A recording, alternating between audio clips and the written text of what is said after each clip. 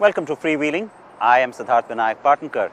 As you've seen last week, Land Rover vehicles are extremely aspirational and indeed very capable too. Today we are at the company's manufacturing facility in Halewood, Liverpool, to introduce you to this car, the latest, most promising product from Land Rover in years. Meet the very hot new baby Ranger, the Evoque.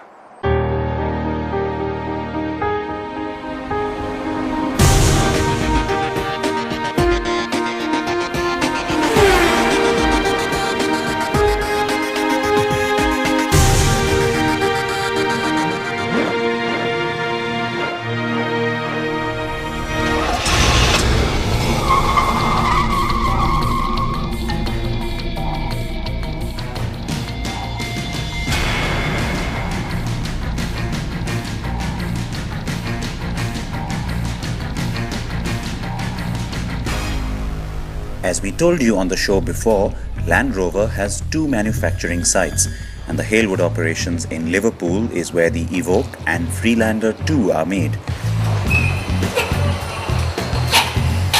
The Halewood plant used to make the Jaguar X-Type till the end of 2009. When that model was phased out, 300 jobs were lost, and it was only when the British government infused £27 million into this plant that Halewood was hale and hearty again. In fact, one of the riders from the government to award that grant was that Land Rover make its new model at Halewood. It's been absolutely fundamental. I mean, originally Halewood was a Ford manufacturing plant from the started in the 60s, and had a very uncertain future towards the end of the 90s. And as part of the Jaguar Land Rover transformation, it has been an integral part of Jaguar Land Rover's business. That car was the Evoque, and like all others before it, it had to be a quintessential Land Rover model. If you're looking at a Range Rover, for example, I mean, if you look at a Range Rover, a Defender, for example, even a Discovery, they have a certain distinctive silhouette, all of them. Flashback to the 2008 North American International Auto Show at Detroit. Despite the backdrop of the company undergoing an imminent takeover by Tata Motors, this concept was shown to the world. The LRX, as it was called, became the showstopper of that motor show. Bold lines, massive wheel arches, and a sleek form befitting a modern Range Rover. It was the response at Detroit and subsequent motor shows that year which prompted Land Rover management to green signal a production car.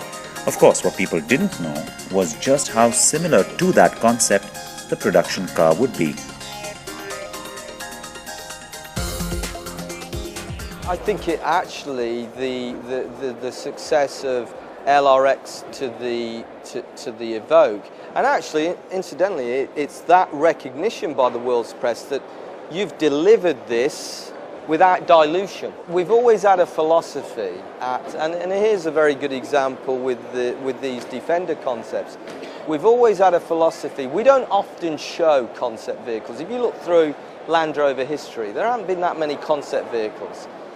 When there have been, generally they've been turned into production. So there's a view that if we create something as a concept, there needs to be the ability to turn it into a production reality. Now, when we did the Evoque originally, or the LRX, it wasn't even in the cycle plan, what we call we hadn't made a decision that we were going to put it into production.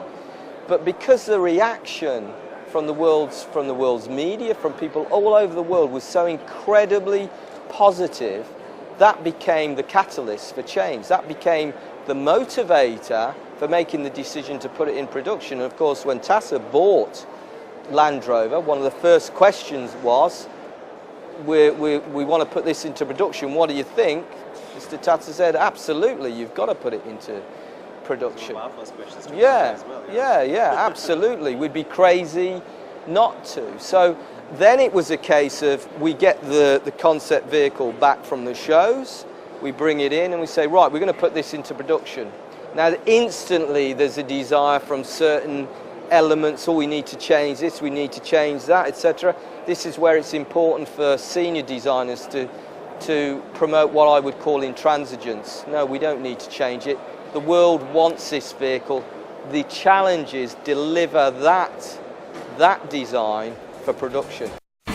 India's #1 news app just got even better. Download NDTV's new app. Fully optimized for retina display, full screen view, faster response time, and Sudoku. NDTV's new iPad app. Download now.